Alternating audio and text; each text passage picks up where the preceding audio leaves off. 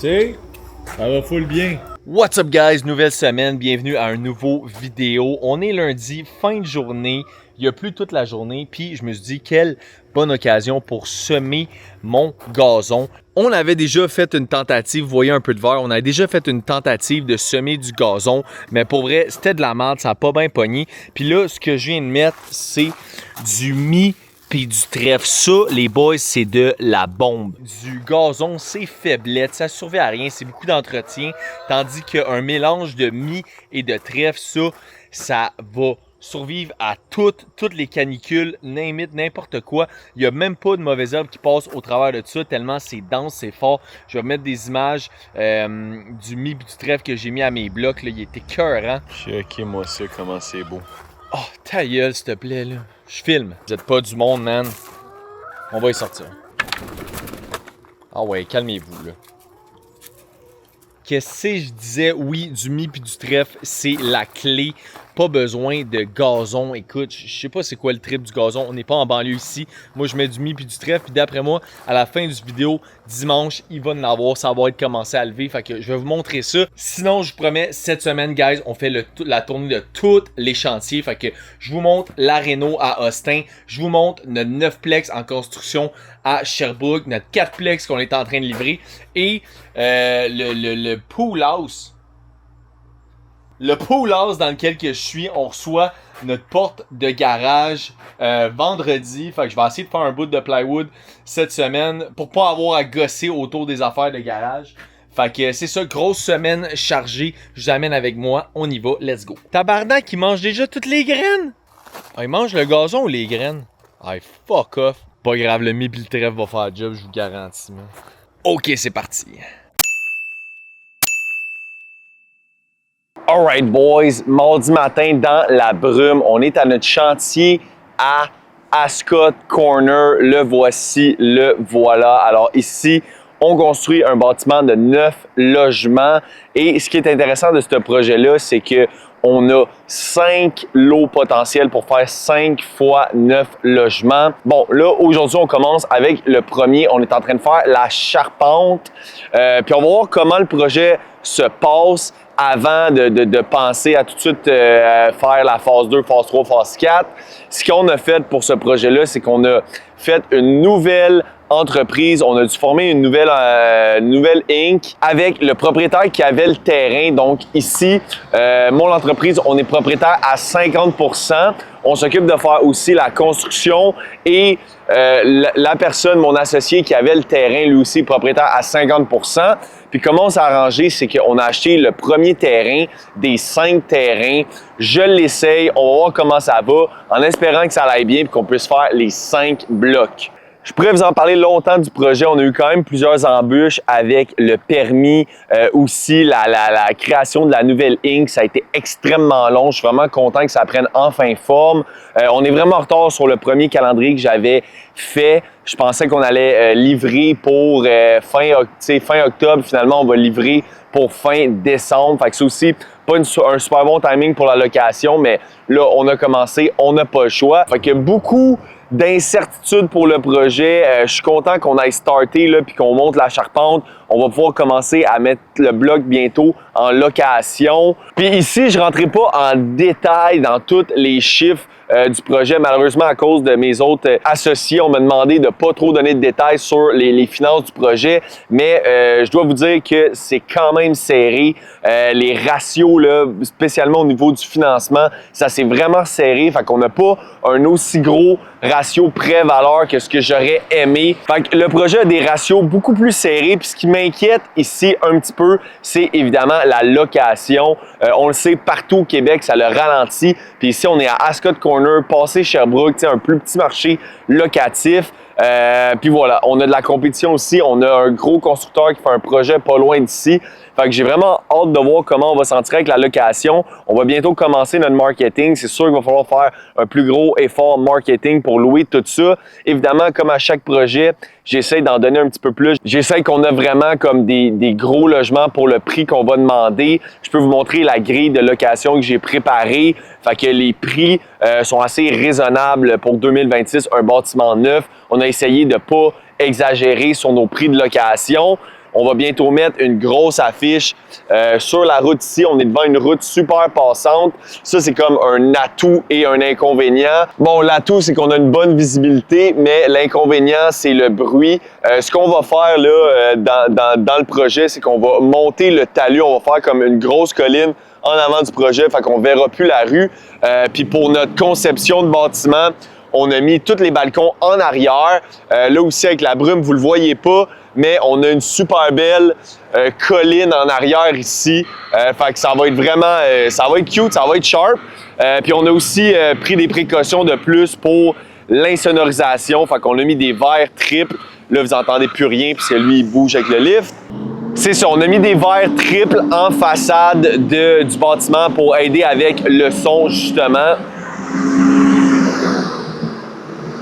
Puis voilà, fait que nouveau projet, je pourrais en parler longtemps. On va garder ce short pour la vidéo d'aujourd'hui. Tu sais, vraiment, ça, c'est comme le test, le premier 9plex. Puis ce qui est le fun ici, c'est que le terrain, on peut en construire 5 des 9plex comme ça. Nous, on a acheté juste le premier terrain. On l'essaye. On espère que ça fonctionne bien puis qu'on puisse commencer la phase 2, phase 3, phase 4 l'année prochaine. Fait que there you go. Je m'en vais faire ma petite tournée de chantier. C'était le projet Ascot Corner. Maintenant, on continue avec les visites de chantier. Alright boys, on est de retour sur notre gros chantier de rénovation à Austin. Donc comme vous pouvez voir derrière moi, on a la rallonge qu'on a faite la semaine dernière. Puis là, je donne un petit update du chantier. On est mercredi aujourd'hui, puis on continue avec les préparatifs pour éventuellement arracher le toit. Le toit qui commence déjà là, commence déjà à voir les trosses, fait qu'on pense l'arracher peut-être vendredi ou lundi la semaine prochaine. Ça va dépendre de comment on avance. On a beaucoup de choses à planifier avant ça. Comme par exemple, il faut finir tous les murs extérieurs ici avant d'arracher le toit. Fait que beaucoup de préparatifs. Je vous montre ce qu'on fait aujourd'hui. Ici, on est au rez-de-chaussée. Ça a vraiment changé depuis le dernier vidéo. Comme vous pouvez voir, Vinny a fait une grosse job en fin de semaine. Il a tout arraché le toit.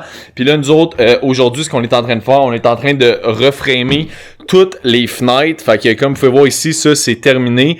Fait qu'on a remis un linteau en haut de la fenêtre parce qu'il n'y en avait pas. Puis on a aussi grossi, là, changé la dimension de la fenêtre pour notre nouvelle commande de fenêtre. Là, il nous reste celle-ci à faire, la plus grosse. Puis on pensait s'en sauver parce qu'on avait vu ce morceau-là de bois. Puis on était comme, il y a peut-être un linteau ici, mais comme vous pouvez voir, ça repose sur absolument rien. Fait qu'on va devoir le faire ici aussi.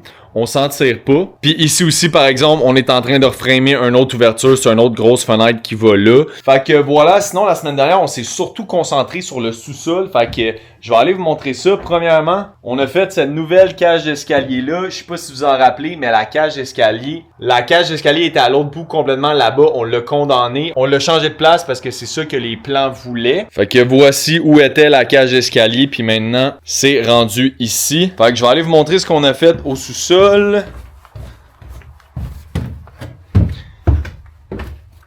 Bam! Fait que comme je vous avais parlé la semaine dernière, là, on avait un problème d'affaissement au centre de la maison à cause du beam qui était ici, ou en fait de l'absence d'un beam, là, c'était vraiment fait tout croche. Ici, à partir de là, on voit qu'il y avait comme une cage d'escalier qui a été sûrement condamnée, mais ça a tout été rabouté de façon vraiment ghetto. Fait que ça tient sur pas grand-chose, là. Regardez-moi ici, par exemple, t'as comme le beam qui tient sur la moitié de... Ah, écoute, ça, c'est horrible de voir ça, là. Fait que là, nous, ce qu'on a fait depuis, on a remplacé ce qu'il y avait ici par un nouveau long beam qui fait toute la portée là en haut des jusqu'ici, en fait, là. Puis on a mis des étriers sur chaque poutrelle, fait que vous pouvez voir tous les étriers. Puis ce qu'on a fait là avant de mettre le mur en dessous, c'est que on a utilisé 4 jacks, fait que des jacks comme ça, pour jacker la maison avant de faire le mur juste en dessous. Le mur porteur est rendu mou, ça c'est bon, hein, il y a juste là-bas encore. Évidemment, c'est pas parfait parce que la structure au complet, tout est croche ici, mais on a réglé le problème d'un bon 2 pouces.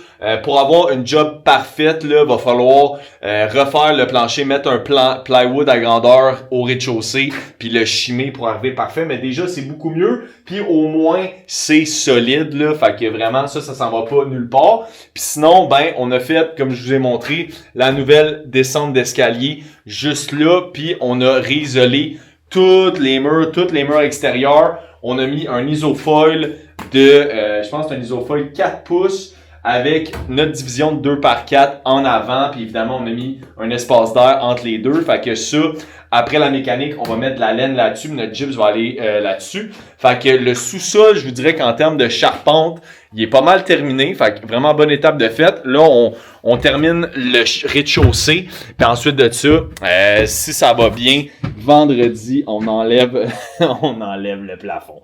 Fait que je vous tiens au courant. Si c'est vendredi, vous allez le voir dans cette vidéo-là. Sinon, ça va aller à la semaine prochaine. Fait que c'est ça. Il s'en passe des affaires ici. On a aussi trouvé un nid de fourmis charpentières dans la maison. Big, sont où les fourmis?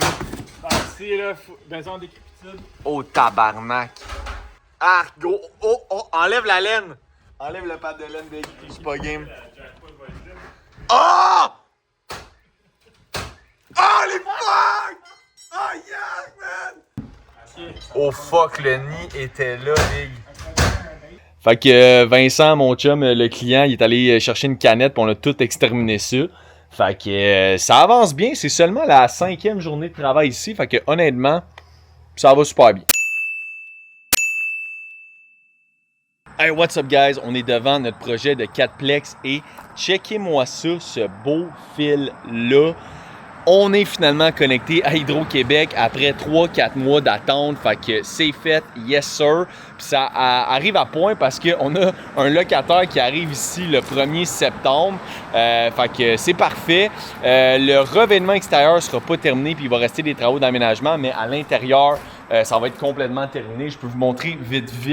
On a reçu notre finition de plomberie qui va être installée la semaine prochaine. Puis sinon ici, pratiquement tout est terminé. La peinture finale est faite. On a reçu nos comptoirs. Fait qu'il reste juste la finition de plomberie, 2-3 cossins, puis notre ménage. Puis là ici, vu qu'on arrive vers la fin du projet, ce que ça me tentait de faire avec vous, c'est une petite chronique finance. Je vais vous montrer exactement combien ça a coûté à mes clients construire ce 4plex-là.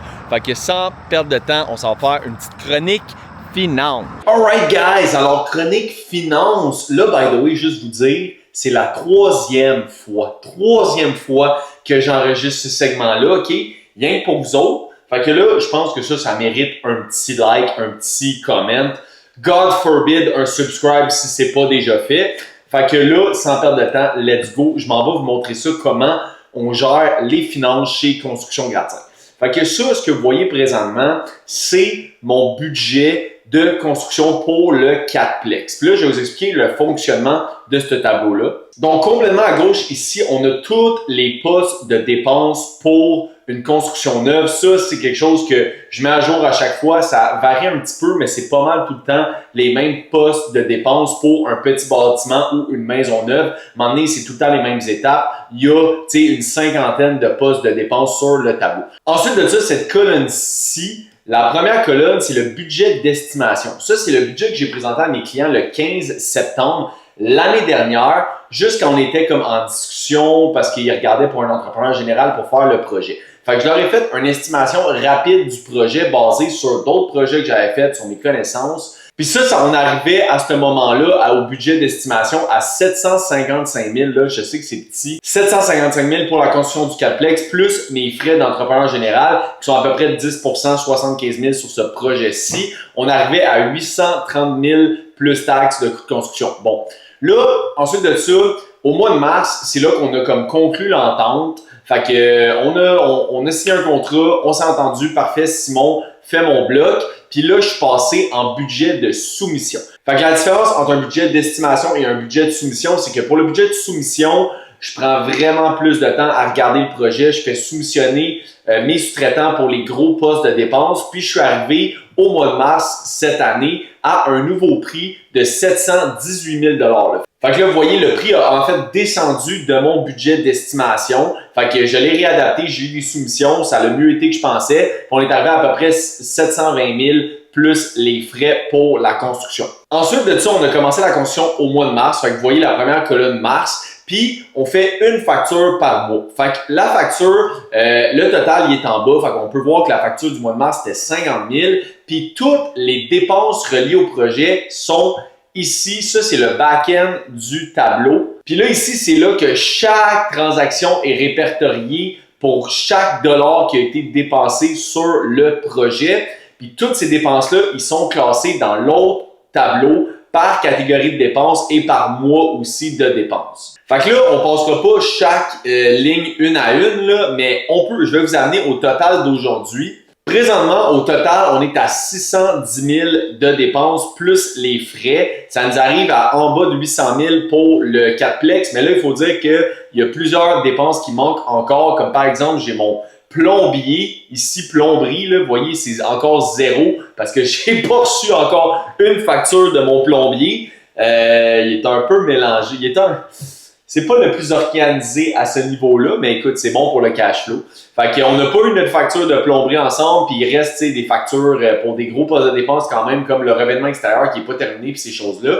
Mais jusqu'à aujourd'hui, avec ce qui reste, là, je suis très confiant de dire que je vais être capable de respecter mon budget de 720 000 que j'ai proposé aux clients. Ça, je suis super content d'avoir pu réaliser ça parce que combien de fois, on le sait, là, dans la construction, souvent c'est l'inverse. Souvent, ça va pas mal plus haut que ce que les entrepreneurs y ont budgété. Mais pour moi, c'est important de respecter le budget que j'ai envoyé. Puis ce tableau-là, ce tableau-là, je le fais pour tous mes projets de construction. J'ai un tableau similaire à ça pour suivre chaque dépense du projet puis m'assurer que ma construction respecte mon budget. Parce que le but de faire des constructions de même, bien évidemment, c'est de pas que ça coûte trop cher en construction par rapport à la valeur de l'immeuble. Fait que c'est important d'avoir un budget puis de le respecter. D'ailleurs, ça ici, c'est mon budget pour Vincent pour le projet de rénovation que je vous ai montré. J'ai à peu près une affaire très similaire. Bon, sur ce projet-là, je m'occupe juste de la charpente, fait que c'est pas tout qui est complété, mais je voulais quand même donner un budget là, à Vincent, évidemment, pour son projet. Puis dans ce cas-là, comme c'était de la rénovation, c'était plus difficile à estimer, j'étais allé avec un budget optimiste, réaliste, pessimiste. Puis là, pour la rénovation à Austin, là, vous pouvez voir qu'on tourne autour de 130 000 à 160 000 pour toute l'enveloppe du bâtiment, la charpente, le revêtement extérieur. Mais ça comprend pas là, tout ce qui est mécanique, finition. Fait que la portion que je m'occupe.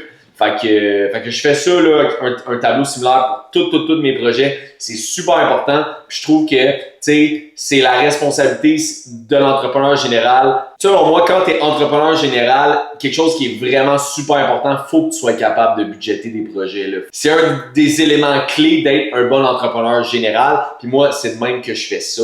Fait que there you go, c'était la chronique finance. J'espère que ça vous a plu. Laissez-moi savoir dans les commentaires si ça vous a plu. Et on continue avec le reste du vidéo. Let's go! Alright guys, de retour sur notre chantier de réno à Austin. Puis comme vous pouvez voir, il y a encore un toit sur la maison. C'était trop rushant pour arracher ça là, la semaine dernière. Fait qu'on va faire ça lundi. Puis je vous explique le plan de match. Fait qu'on n'a pas arraché le toit, mais on a fait les murs puis les poutrelles de notre section neuve, qui est comme la section sur pieux qu'on a rajouté, fait que l'extension de la maison. Fait que ça c'est fait, puis ça fait partie de mon setup pour être prête à lundi que ça aille bien. Là. Fait que si tout est final, tout est droit, les poutrelles sont installées, puis je vais vous montrer de l'intérieur qu'est-ce qu'on a dû faire pour pouvoir se rendre à cette étape-là. On a enlevé une partie du toit. Là. Fait que vous voyez, ce qui est blanc là, c'est une toile. On a mis une bâche juste pour protéger qu'il n'y ait pas d'eau qui rentre dans la maison en fin de semaine. On a enlevé une portion du toit, puis c'est en enlevant cette portion-là du toit que je me suis rendu compte que ça allait vraiment mal. C'était vraiment long. On le défaisait en morceaux, mais les morceaux étaient super lourds à cause que c'est des grosses planches. Fait que j'ai repensé à mon affaire, puis je me suis dit...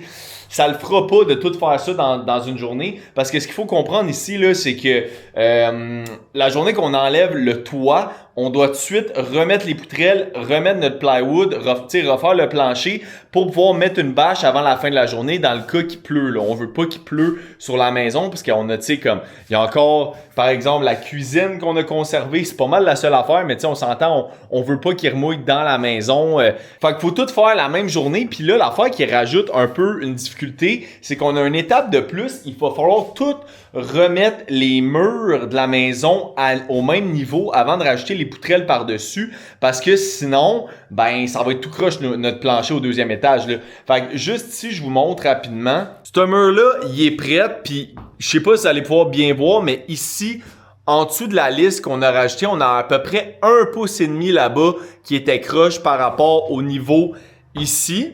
Puis quand j'ai fait une vérification au niveau laser, si on continue là jusque là-bas, on a à peu près 2